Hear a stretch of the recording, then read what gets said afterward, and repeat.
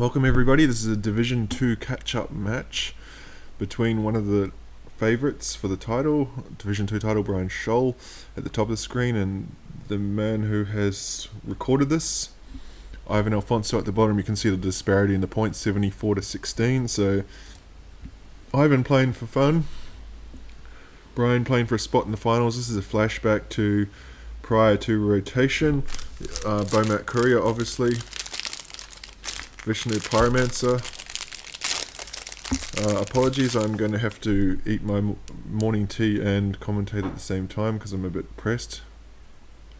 There's a Soul Scar Mage, so you can see this mono red or sometimes red black deck. It's taken a massive change with the rotation.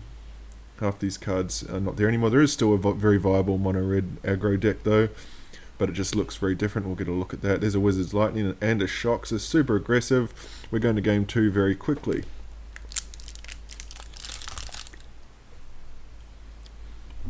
Ivan on Black White Knights. You could see he didn't get the third land last time for History Benalia. He's got it this time.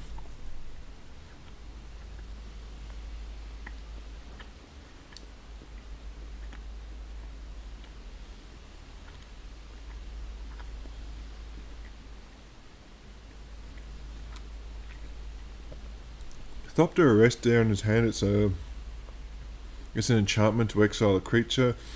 It's kind of a 3 mana. I'm a bit surprised that it makes it into these lists. I see it quite frequently. You can see there he vigilance on the knight because basically what he wants to do is run the red player out of resources. Flame of Keld's going to let him draw a whole heap of cards here.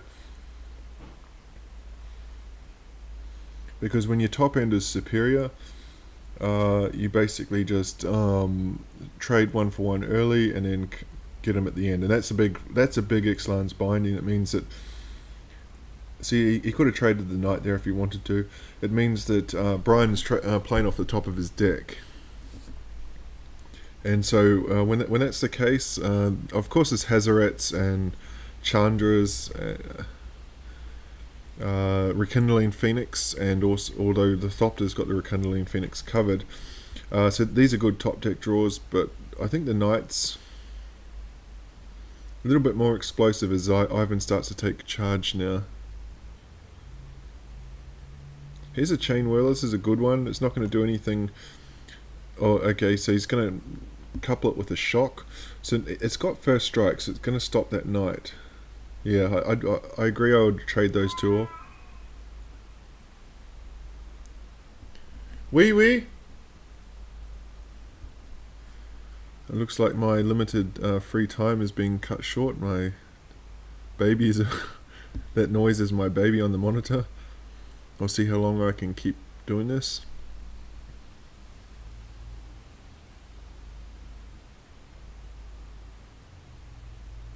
That's a pretty aggressive Settle the Wreckage, but when you're at 10 life, I think you need to. Ixalan's Binding, a good one there because not sure why he didn't play a land. And here's a Resplendent Angel. So if there's no answer for this is just going to win the game on the next turn because it's going to gain him 5 life and a 4/4 Angel. So let's see if he's got an answer for it. He does not, so we're going to game 3. And you can see a Lyra Dawnbringer there. I don't believe Mono Red can beat that card. He shuffled it away, did he? No, he's... Concealed Courtyard is another card that's going to... that has rotated out, so we're not going to see that anymore. These fast lands from Kaladesh.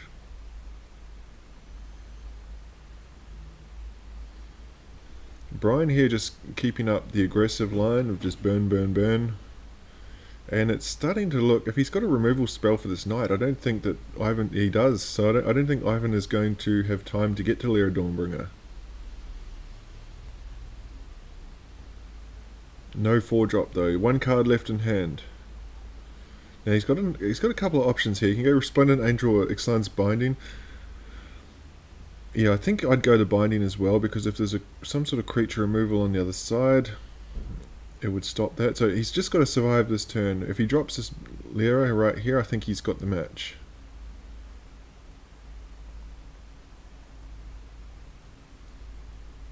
Oh, no, lightning strike. So he's hoping for a burn spell off the top. Does he get it? If he doesn't get it, it's... Chain Whirler will do it as well. So tight finish, but Bryan takes down the standard 2-1. For some reason, I don't know why, probably my editing, I accidentally skipped the first few turns. But this is one we haven't seen before. That's a scape shift.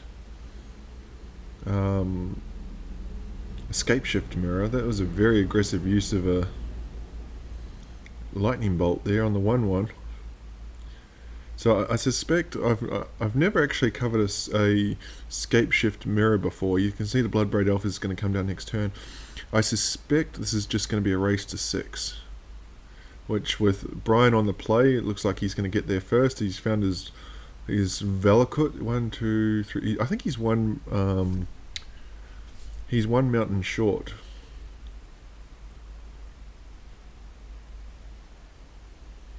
But you can see Ivan's at the magic number 18, so if the escape shift on the other side, he's just dead.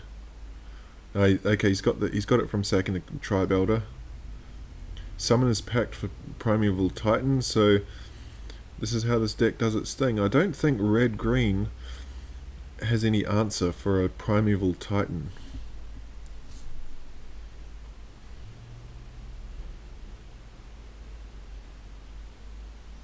And Ivan is just dead next turn because... Well, he has to escape shift here, actually. Can he win? I think 1, 2, 3, 4... 3... He's got the 6. I think he can actually do it.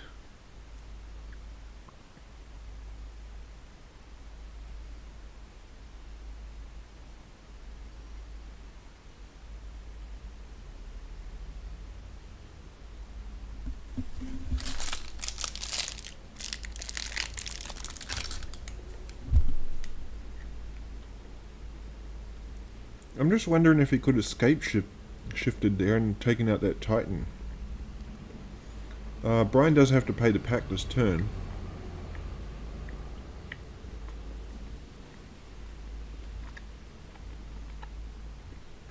Yeah, we're going to game 2 because Velokut removes the blocker.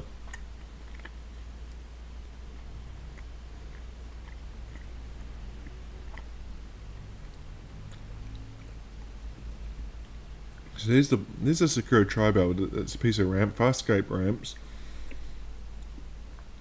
Ivan on the play here, so a Blood Crypt, I don't know what that's for. I haven't seen that in an escape shift deck before. You can see there Ivan getting the forest. The escape shift player doesn't want to actually get... Now this is an awesome sideboard card in this matchup, Alpine Moon, because it's the opponent's land. So he'll play Alpine Moon and he'll name Velokut. So Bryan's Velokut doesn't work, but Ivan's does. I think you've got to bolt that Tireless Tracker straight away. Anyway, I was saying before, he wants to fetch the forest because when he scape shifts, he needs as many mountains in his deck as possible to find. So he doesn't want to be fetching those out of his deck. Okay, here's a Summoner's Pact. So Bryan's still going to get this match anyway if...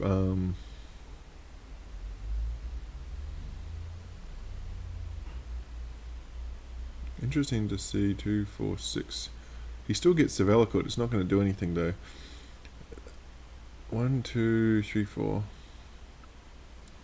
Bryan's still going to get this match anyway unless there's an answer for this Titan.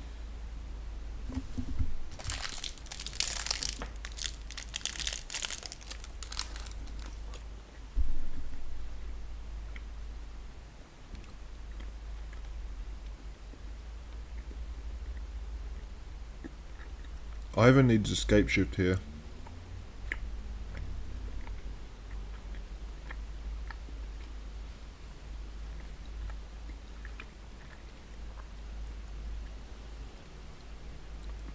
You can see he's a bit land flooded now as Bryan just goes to work pilfering all the lands out of his deck. All 4 Velokuts in play now.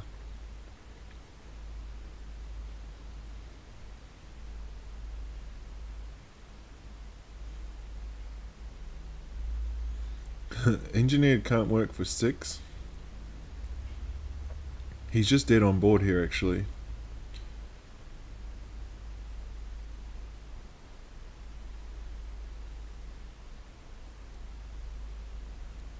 No, actually he can explosives here for 3 to get rid of that wood elves. It would buy him a turn, but it looks like he's going to concede anyway.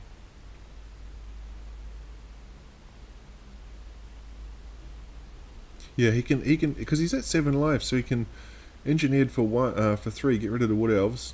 He drops to 1. He's going to do that. Just I'm in the chat they were saying he was conceding, but yeah, that's a bit silly.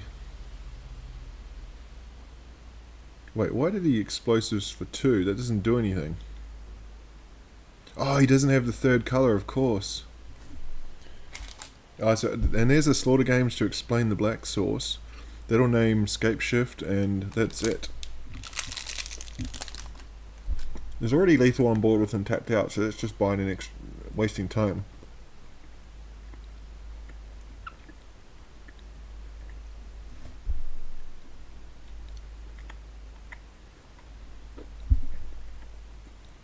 And on to Legacy now.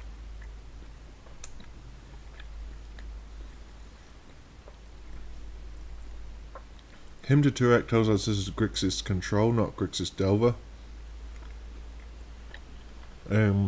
City of Traders into Lotus Pit, or it's his Spectre's Sneak and Show.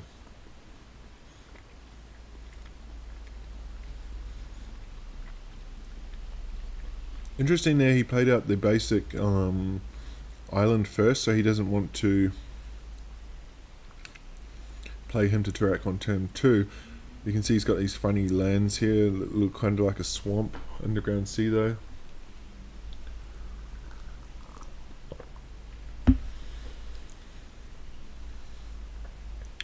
As Bryan's just missing some, and there's a Hem to Turak, you don't want to give that up. Flusterstorm in the main, interesting.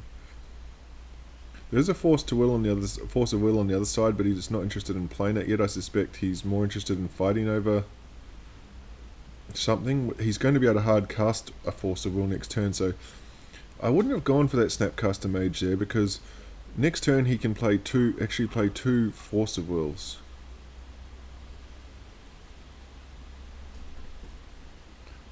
Snapcaster flashback a Brainstorm. See, Diabolic Edict in the main is a good one. That's going to take down whatever he uses from Sneak and Show.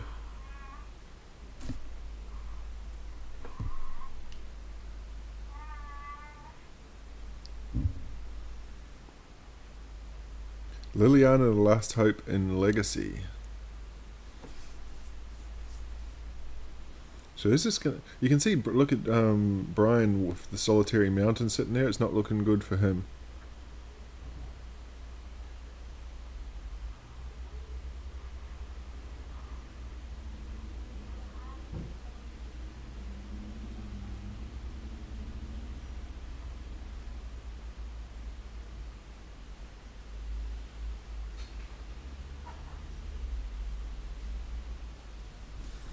So he's got a lightning bolt. So he's at 8, 7, 6, 5.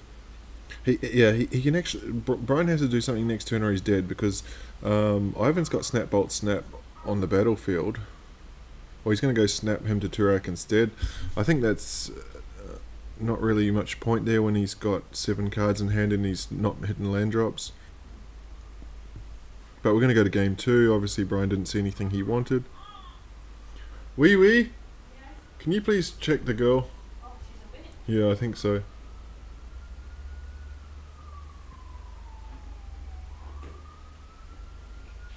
So I wonder here if Ivan knows what he's up against, because we didn't see much. I think if I think the combination of Volcanic Island with the Pain Lands, or no, the Soul Lands, kind of gives it away if you know your legacy.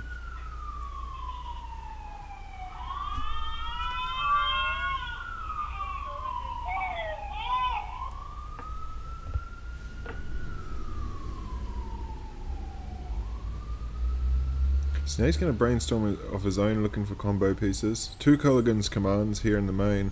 That's not going to hit anything here, because the sneak attack is an enchantment, not an artifact. I believe. I could be wrong, but I'm pretty certain it's an artifact. Oh wait, no, sorry. Sneak attack is an artifact. That's right, because you can name it with pithing needle.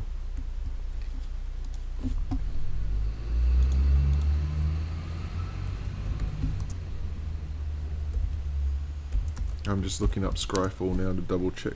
Oh no, it's an enchantment. Yeah, so you can name it with Pithing Needle. That's Pithing Needle's the main card I get. So here's a show and tell. There's a big counter war going on over this.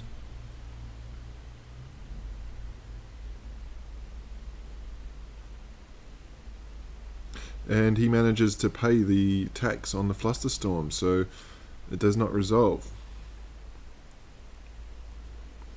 We'll see what the follow-up is here. Does he have a second one? If he's got a second one, I think he's going to take it.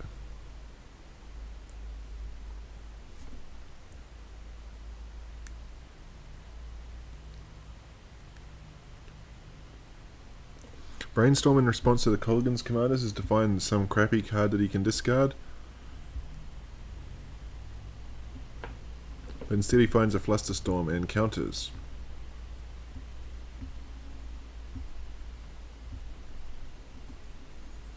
But the Grixis control deck, Ivan took down game 1, but it just looks like it's a little bit slow. It's not putting enough pressure on here.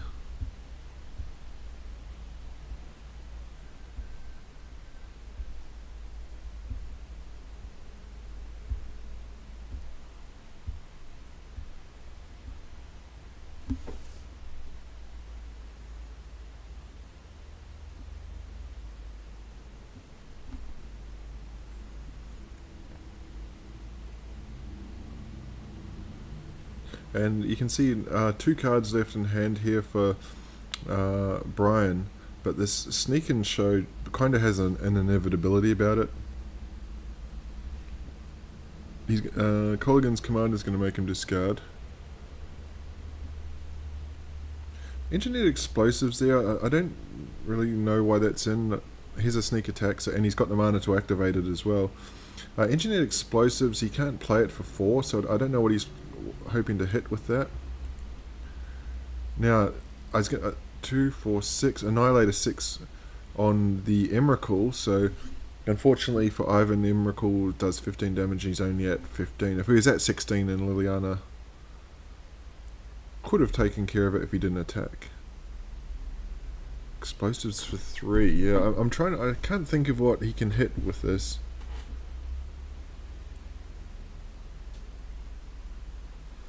Here's a sneak attack in response, it's a Grizzlebrand. So we're about to go to game 3.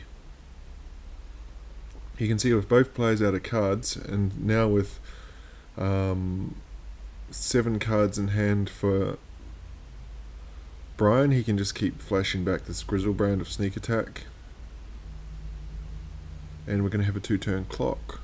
Blood Moon is a bit late to the party with 3 basics already.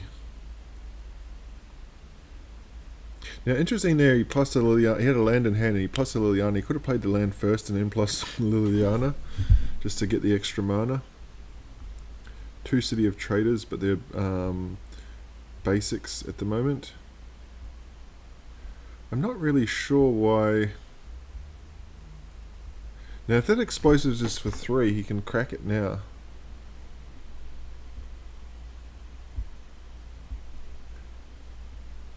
What's he going to sneak in this time? Emrakul, yep, so we're about to go to game 3. Emrakul will do the 15 damage. I think it's hard to tell with the graphics he's using. I think Explosives, okay, yeah, it's for 3. I was going to say, why doesn't he crack it on the Blood Moon? He did, but that's it. He's wiped his board and we're going to game 3.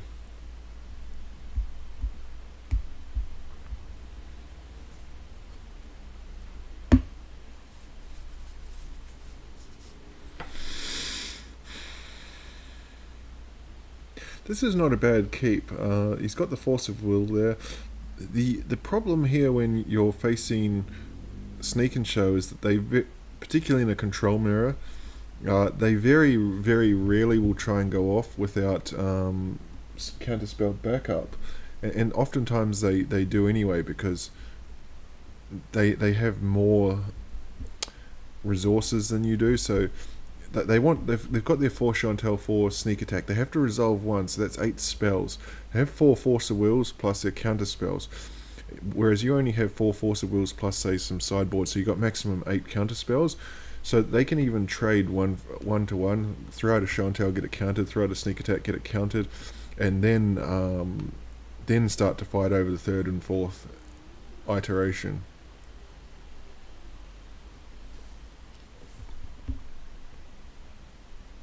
So this has to be countered. We'll see it, and so we're going to see this here. This is going to be the war. Spell Pierce is what's come in. And so now he's at the mercy of the sneak attack. But you can see Bryan with nothing in hand because he didn't play. Ponder's going to help him find a target. I think it's 4 Gristlebrands or 4 Emrakuls. Finds a Brainstorm that's going to help him find a target. So that land will get Jace. 2 cards in hand for Bryan.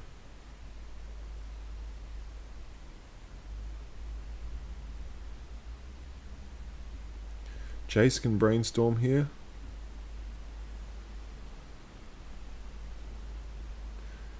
And he does not find the counter spell and sneaks in an Emrakul, and that is the game. So Bryan takes it 12 points to 2.